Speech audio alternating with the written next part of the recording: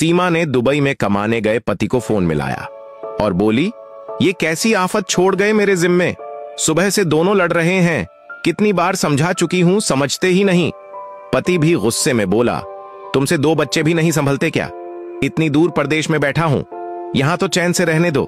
सीमा बोली, ये बच्चे हैं क्या? आफत है आफत। तुम्हारी बेटी 20 साल की हो गई है और बेटा 18 का। मुझे तो दोनों आंख दिखाने लगते हैं, जैसे मैं इनकी मां नहीं कोई छोटी बहन हूं। लो तुम ही बात करो अपनी लाडली से। कहते हुए सीमा ने फोन प्रिया को पकड़ा दिया। प्रिया रो रही थी, बोली, हां पापा। पापा बोले, बेटा तुम तो समझदार हो, फिर क्यों लड़ती हो अपने भाई से? प्रिया सुबकती हुई बोली, वो मेरा भाई है ही नहीं पापा, वो कसाई है। उसने 2 बार मेरे बाल पकड़कर खींचे, धक्का देकर गिरा भी दिया। कहते हुए वह रोने लगी। बंटी कमरे के बाहर खड़ा सब सुन रहा था।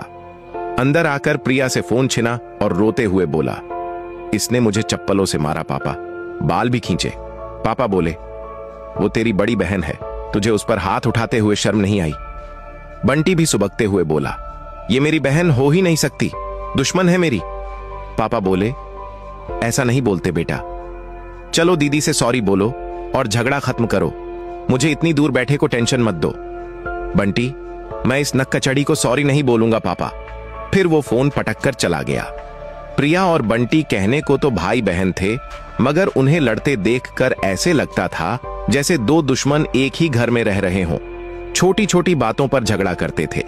सीमा तो उनके झगड़े से तंग आ चुकी थी, मगर उन दोनों का एक दूसरा भी रूप था।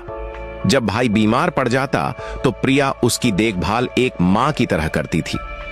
टाइम पर उसे दवाई देना, सिर दुख रहा हो तो माथे पर बाम लगाना। जब वह खेलते हुए चोट खाकर घर आता था तब उस पर गुस्सा करते हुए इसकी मरहम पट्टी करना। इकलौता भाई था, इसलिए परवाह भी बहुत करती थी उसकी। उधर बंटी भी उसकी परवाह करता था। कहने को तो छोटा भाई था, मगर हाइट में बहन से बहुत ज्यादा लंबा था। जब कहीं बहन को लेकर जाता था तब ढाल बनकर उसके आगे रहता था। मजाल है उसके होते हुए कोई प्रिया को घूर कर भी देखे। जब लड़ता था तब कहता था, पता नहीं कब तुमसे पीछा छूटेगा, जिस दिन तेरी शादी होगी ना, उस दिन मैं घी के दिए जलाकर खुशी मनाऊंगा, दोस्तों को पार्टी दूंगा। प्रिया भी गुस्से में कहती थी कि जिस दिन मेरी शादी हो जाएगी उस दिन के बाद मैं तेरे चेहरे पर थूकने भी नहीं आऊंगी। वह चाहे उससे कितना भी लड़ता हो, मगर कपड़े वह प्रिया की पसंद के ही लेता था। जब तक प्रिया ये नहीं बोल देती कि ये कपड़े बहुत अच्छे हैं, तुम तो बिल्कुल हीरो लग रहे हो, तब तक उसे चैन ही नहीं मिलता था। जब पापा से सिफारिश करवानी हो तब वह प्रिया के तलवे चाटता था, मस्के मारता था, तू मेरी प्यारी दीदी है ना, तू पापा से बोलना मुझे फोन का वो मॉडल दिला दे। जब उसे गरज होती थी तब वह सारी टपोरीगिरी भूल जाता था। धीरे धीरे वक्त गुजरता गया।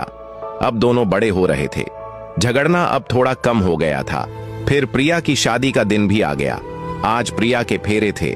बंटी दिन भर से काम में लगा था, न नहाने की फुर्सत थी न खाना खाने की फुर्सत थी। वह आज उदास था। उसे लग रहा था जैसे उसके अंदर से कुछ टूट रहा है, कुछ छूट रहा है। फिर देखते ही देखते प्रिया के फेरे हो गए और वो घड़ी भी आ गई जब प्रिया को विदा होना था। जब वह विदा होने लगी तो वह सबसे पीछे खड़ा हो गया। अचानक प्रिया सबके गले लगकर रोने लगी। वातावरण एकदम से बोझिल हो गया था तो वह दूर खड़ा सुबकने लगा। प्रिया दहाड़े मार मार कर रो रही थी, साथ में उसकी नजरें बंटी को ही तलाश रही थीं। अचानक बुआ ने बंटी का हाथ पकड़कर कहा, विदा होती बहन के गले नहीं लगेगा क्या? उधर देख, उसकी आंखें तुम्हें तलाश रही हैं। फिर वह रोते हुए बहन के पास पहुंचा। प्रिया झपट कर उसके गले लग गई और वह ढां ढां करके रोने लगा। भाई बहन को रोते देखकर जो नहीं रो रहे थे उनकी आंखें भी भीग गईं।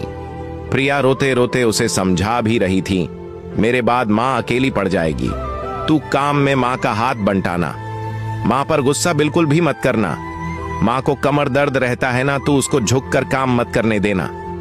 प्रिया का रोना कम हो गया था, मगर वह रोए ही जा रहा था।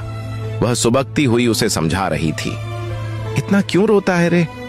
मैं कोई हमेशा के लिए थोड़े जा रही हूं, मिलने आऊंगी ना, जब भी तुझे मेरी याद आए तू भी मिलने चले आना।